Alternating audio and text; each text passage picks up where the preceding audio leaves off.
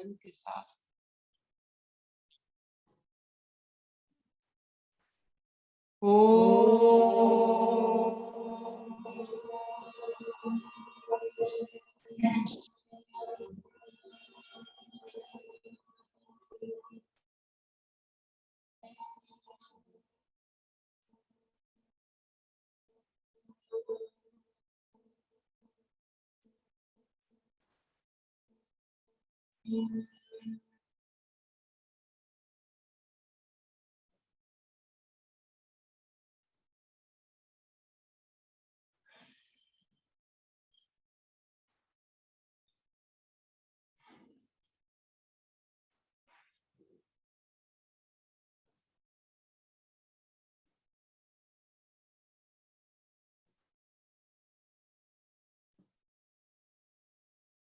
ये ओंकार नाद अपने व्याप्त अवस्था का परिभाषा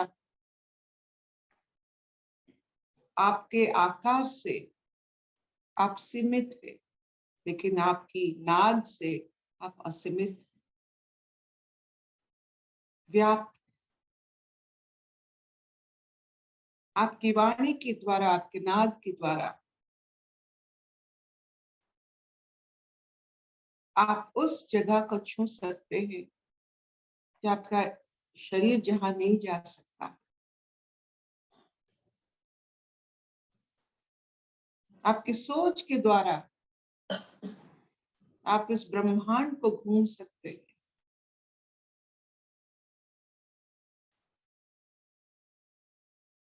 आपके आनंद के द्वारा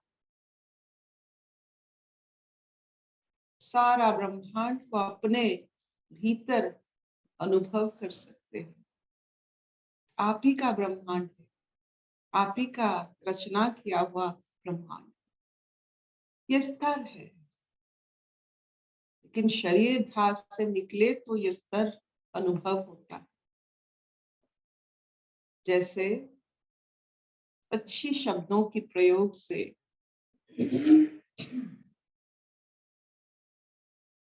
अच्छी वातावरण बनता है, अच्छी सोच के प्रयोग से अच्छा समाज बनता है।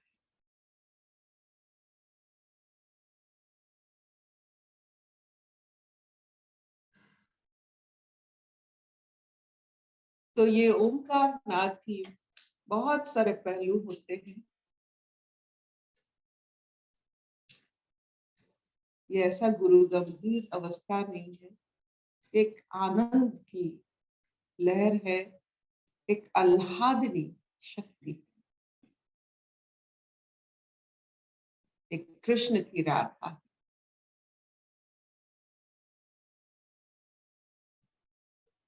अपना व्यक्त अवस्था ही आपका प्रेम है।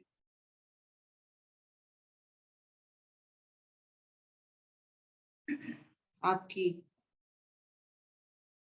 ज्ञान भक्ति का मिश्रण है। तो ये देखा गया कि अंतिम भाव में ज्ञान भक्ति एक होते हैं। ज्ञान भक्ति कर्म भी एक हो जाते हैं। जब कर्म हम निष्काम कर्म करते हैं, कर्म का करने वाला को छोड़कर जब हम कर्म करने वाला जो कर्म करता है उससे रहित हो जाते हैं। जो एजेंसी है कि खुद कर्म करते हैं, मैं, ये जब हमारा छूट जाता है तो ज्ञान, कर्म और भक्ति एक हो जाता है। कदाचित यही समाधिष्ट अवस्था। तो आज के we will read the 56 श्लोक जो इसके बारे में बड़े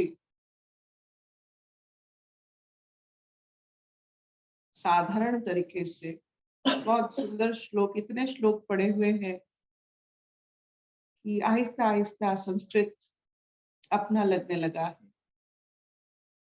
जब आपके घर में कोई भी सेंसस नापने के लिए घर में आएंगे और पूछेंगे आप कितने लैंग्वेज आप जानते हो, संस्कृत पर भी आप टिक मारिएगा।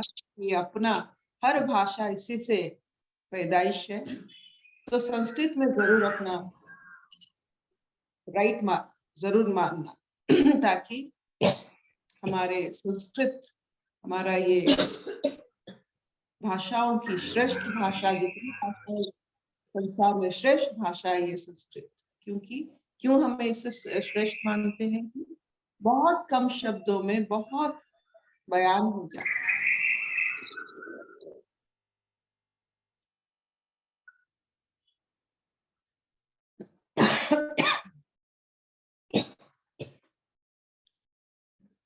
सर्व कर्माणि अपि सदा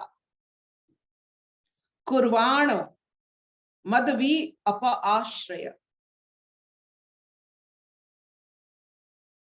मत प्रसादत अब अपनोति शाश्वतम पादम अभयम। कितनी अल्प शब्दों में कहां से कहां तक पहुंच गए।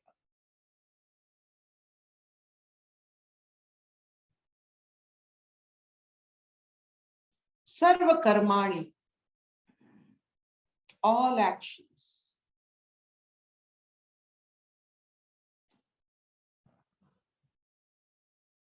कोई भी कर्म से ईश्वर की याद अगर आती है तो कर्म संपूर्ण होता है। कितनी सूक्ष्म बात अभी चल रही है। अंत ईश्वर है, कोई भी कर्म का अंत ईश्वर होता है। कभी भी कर्म अंत नहीं है, कर्म माध्यम है, अंत ईश्वर है। तो माध्यम को अंत मान लेना मतलब अज्ञान में प्रवेश करना।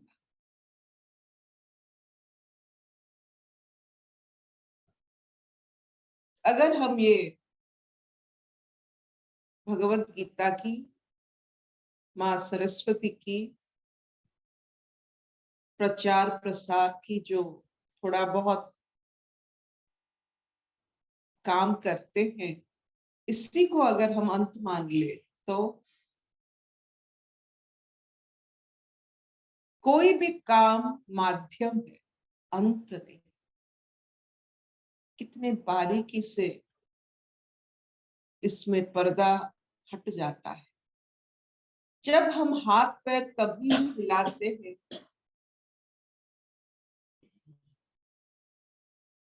वो माध्यम होता है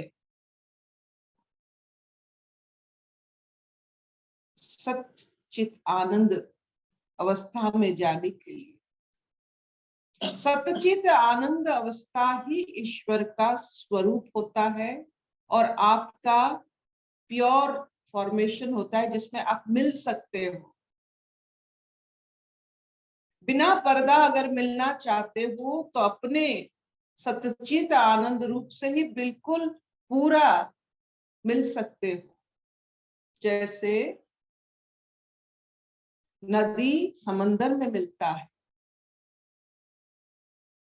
नदी में अगर जल तत्व नहीं रहेगा तो नदी बहाव में नहीं आएगा, वो समंदर में नहीं मिल पाएगा। तो जल में जो बहाव है वही समंदर तक उससे लेकर जाता है, तब जाकर मिलता है। तो बिना आनंद, सतचित आनंद नामुमकिन।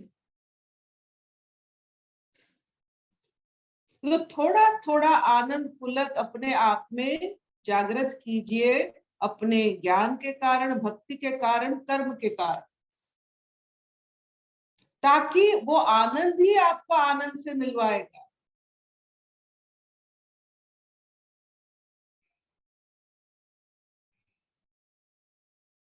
जितना हम कोशिश कर ले, दुख से कभी ईश्वर तत्व को प्राप्ति नहीं होती है, कभी नहीं। ईश्वर के साथ आप बंधन बांध सकते हो, लेकिन प्राप्त नहीं कर सकते हो। दुख से या सुख से या कोई भी जिसमें विपरीत शब्दों से आप कभी भी नहीं मिल सकते हो, संपूर्ण भाव से। केवल एक ही भाव है जो प्रेम से आपकी गदगद पुलक से, एक ही भाव है जहां आप और ईश्वर में जैसे एक क्या कहते हैं, एक निबिड़ और समझने जैसा, और उस अवस्था को ज्यादा समय तक आप संसार में रहकर भी अनुभव कर सकते हो, पल पल। जब आप अपने हीरो के साथ, जब भी आप ऑटोग्राफ लेते हो बचपन में और उनके साथ बात करते हो, याद रह जाता है और वही हो जाता है आपका श्रेष्ठ समय। कोई भी आप, जो आप जिनको हीरो मानते हो, वो चाहे प्रधानमंत्री हो या कोई बाहर की बीटीएस की कोई संगीतकार हो या कोई भी हीरो हीरोइन हो, जब आप मिल लेते हो आपको कितना आनंद आता है। लेकिन वो सीमित आनंद है। आप आपका हीरो अगर ईश्वर है, ईश्वर तत्व है, आनंद है, विराटता है, आप अगर उससे मिल जाते हो, फिर लौटते हो संसार में कर्म करने के लिए, आधार बनने के लिए, आकार बनने के लिए। वो निराकार सत्ता को छू के जो आकार सत्ता में आता है, वो आकार होते हुए भी उसका सोच निराकार बन जाता है। बड़ा बड़ा, बहुत श्रद्धा पूर्वक, बहुत ही, जो कहते हैं उम्दा, जो कहते हैं फर्टाइल, जिसमें ये संसार बस जाता है, रच जाता है, सुंदर हो जाता है। उस निराकार सत्ता से आया हुआ हर सोच कुल वर्धक होता है, नाशक नहीं होता है। आपकी सोच की वजह से और आपकी आनंद की वजह से आपके चारों तरफ जो भी होता है, जो भी आपके साथ आते हैं, वो समाज वर्धक, कुल वर्धक होते हैं। आपने देखा है ये छोटे छोटे जो मछली हम ले आते हैं, एक्वेरियम में रखते हैं,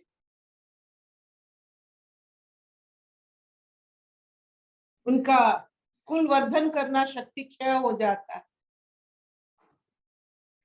वही मछली अगर विराटता में हम उसको छोड़ देते हैं, वो बड़े भाव से, आनंद से रहते हैं, और जिसके वजह से उनका कुल का रक्षा भी हो जाता है। इसका मतलब नहीं है कि पॉपुलेशन बढ़ाना आनंद का भाव है, लेकिन अच्छे पैदाइश करना, संस्कार के साथ हर एक पैदा हुआ बच्चे के साथ न्याय देना, ताकि उसी के सोच की वजह से उसके चारों तरफ आनंद का माहौल रहे। यही होता है कुल वर्धक शक्ति। जब आनंद से बनता है कोई, चाहे वो कोई भी रिश्ता आपके घर में आप निभा रहे हो, लेकिन आनंद उसका बीज है, तो बहुत ये रिश्ता बहुत मजबूत होता है, कॉन्फिडेंट होता है। क्योंकि आनंद स्वरूप ईश्वर उसका रीढ़ का हड्डी होता है, बैकबोन होता है। जब भी ठेस पहुंचता है, सांसारिक अज्ञान का ठेस पहुंचता है, तो अपने इस आनंद और ईश्वर की जो आभास है उसी से टकराकर वो अज्ञान चूर चूर हो जाता है। जब दुख आनंद से टकराता है तो दुख का वजूद ही नहीं रहता। जैसे आप मंदिर में जाते हो, आनंद स्वरूप मूर्ति को देखते हो, आकार स्वरूप निराकार को देखते हो, अब कोई भी दुख आप लेके जाओ, मूर्ति का आनंद का कुछ नहीं होता।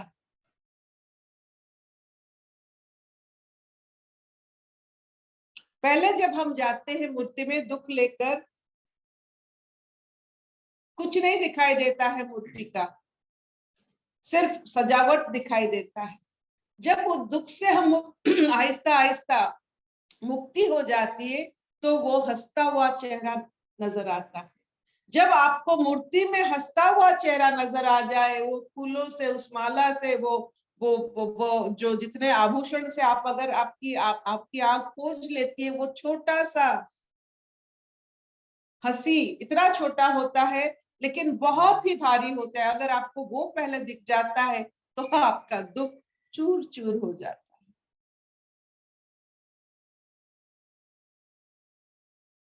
तो आनंद दर्शन करने की आदत डालिए। हर मौसम में, हर अवस्था में, हर व्यवस्था में आप आनंद दर्शन करने की, उस आकार की मुस्कान दर्शन करने की आदत डालिए। आदत से ही वो मुस्कान दिखती है।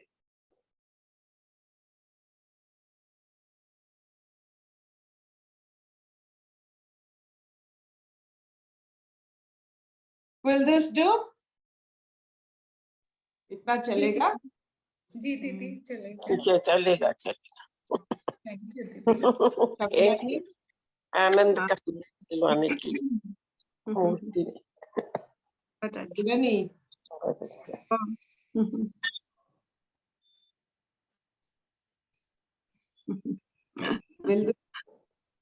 बहुत अच्छा। हरिओम हरिओम। माची हाँ हाँ अच्छा। ये डाकिवा माँ हल्लिया है गलानी, निमोनिया है, एक रेस्पिरेटरी रेट बहुत था गलानी। माँ वो आराम करने दो। मैं थोड़ा देख लूं तो ये डॉक्टरी का उनका वीडियो ऑफ है। वीडियो ऑफ है। माँ उनका वीडियो ऑफ है दीदी। कोई बात नहीं, सुन रीटा लेती तो अच्छा है। रीटा को बोलना पड़ेगा उसको वीडियो ऑन करने के लिए। रीना रीना सब सोए हैं उधर अभी। कोई बात नहीं, सो गए तो अच्छा। यं ब्रह्मा वरुणेन्द्र रुद्रमरुता सुन्वन्ति दिव्यैस्तवैः वेदैः साङ्गपाठसमुपनिषदैः गायन्ति यं सामगा ध्यानवस्थिता तत्र तेन मनसा पश्यन्ति यं योगिनः यस्यन्तं न विदुषुरसुरगणा देवाय तस्मै नमः देवाय तस्मै नमः देवाय तस्मै नमः। मुखं करोति वाचालं पंगुलं खयते गिरिं यत्कृपातमः वन्दे परमानंद माधव परमानंद माधव परमानंद माधव।